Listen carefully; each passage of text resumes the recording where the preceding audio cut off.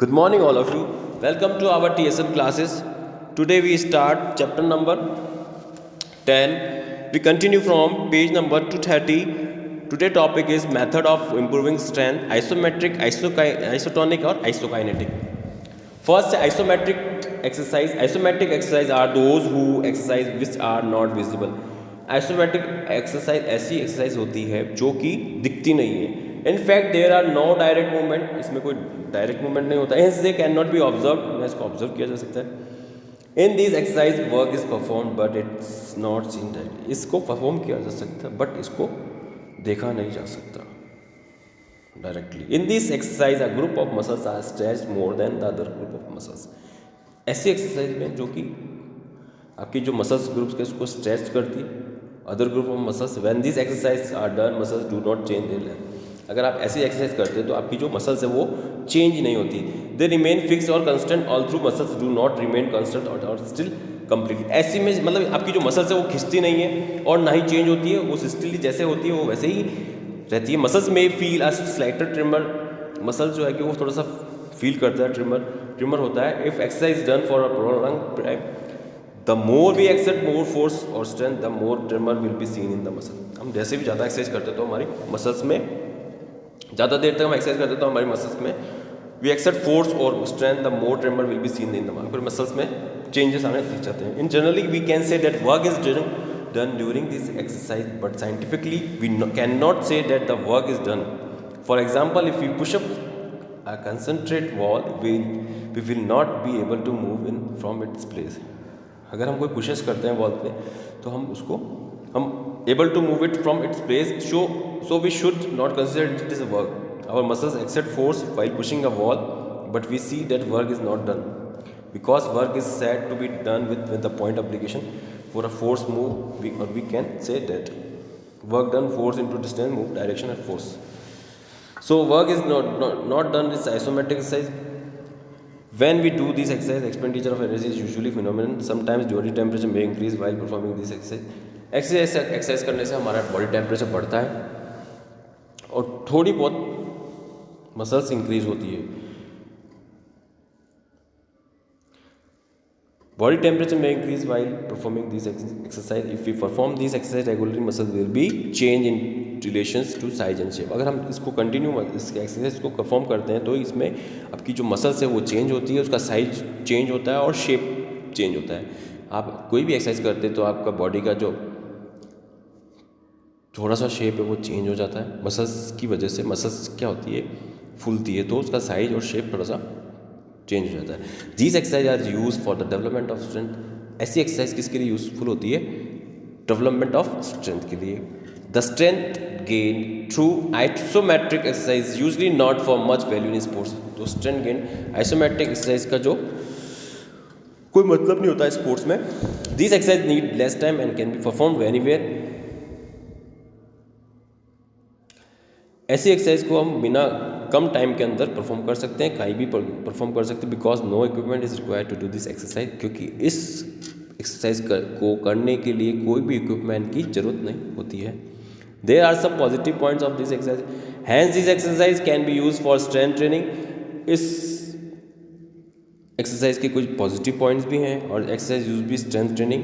This exercise are valuable for rehabilitation purpose. पुनर्वास के लिए एक्सरसाइज जरूरी भी है, वैल्यूबल है. This exercise can even be done by a person who is injured. Isometric ये एक्सरसाइज किस पर कौन कर सकता है? जो इंजर्ड पर्सन है वो भी इस एक्सरसाइज को कर सकता है. Isometric exercise should not be perform by children and untrained person. Isometric exercise कौन नहीं कर सकता? जो अनट्रेन्ड पर्सन है और चिल्ड्रन है, उसको ये एक्सरसाइज नहीं करनी चाहिए. No doubt isometric exercise build strength but the use of this exercise should be a limited one. No doubt कि आइसोमेट्रिक एक्सरसाइज से हमारी स्ट्रेंथ बढ़ती है, बिल्ड होती है, बट इस एक्सरसाइज को लिमिटेड ही करना चाहिए. Isotonic exercise are those exercise in which movement can be seen directly.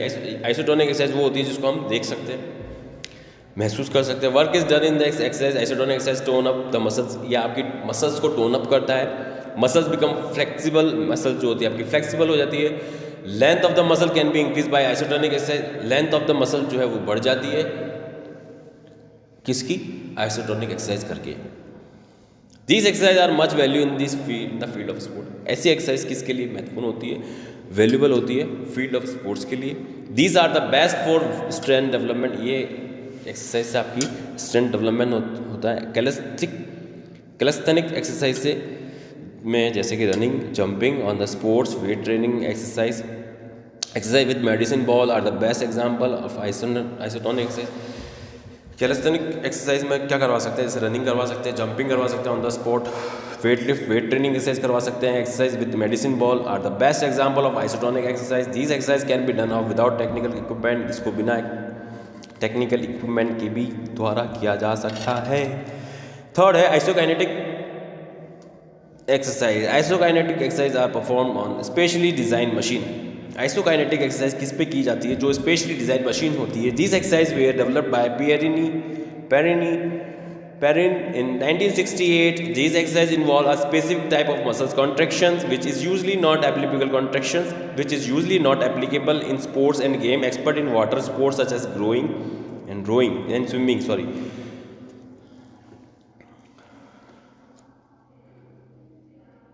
ये जो एक्सरसाइज होती है वो किसी भी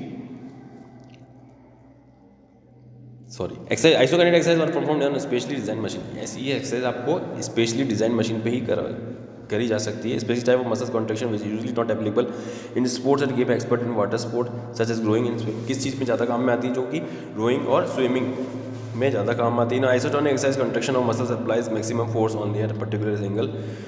मैक्सिमम फोर्स का यूज़ किया जाता है पर्टिकुलर एंगल से during a range of movement, where is in isokinetic exercise contraction of muscle applies maximum force through the complete range of movement according to the individual capacities according to the individual capacities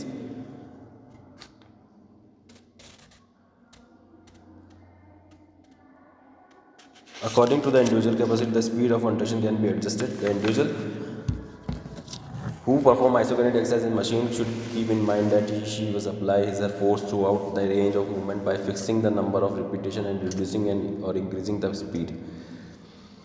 जो isokinetic exercise करते हैं, जो machine का use करते हैं, उसको ये दिमाग में ध्यान रखना चाहिए कि वो कितना फोर्स यूज़ कर रहा है, कितना फोर्स अप्लाई कर रहा है कि through out the range of movement by fixing the number of repetition and reducing और इंक्रीजिंग द स्पीड। भाई आप जो नंबर है वो कम कर रहे हैं, जो वेट का जो नंबर होता है उसको कम करना, इंक्रीज करना, स्पीड बढ़ाना, exercise can be use effectively for the development of. इससे आपकी जो स्ट्रेंथ डेवलपमेंट होती है, आपको उसका यूज़ करना आना चाहिए कि आपको कितना वेट बढ़ाना है, कितना वेट कम करना है, कितने आपको उसके सेटअप्स लगाने हैं, तो आपको उसके सेट लगाने हैं। With the help of this exercise explosive strength interest can be improve. ऐसी एक्सरसाइज से आपका एक्सप्लोसिव स्ट्रेंथ बढ़ता है, स्ट्रेंथ एंड्रेंस भी इम्प्रूव होता है। 10.2 endurance definition types and method to develop endurance, continuous training, interval training and fartlek training. 10.2 exercise, page number 232. Endurance. Endurance is the ability to sustain an activity. Bore and Maxwell define endurance the result of physiologic capacity of the individual to sustain movement over a period of time.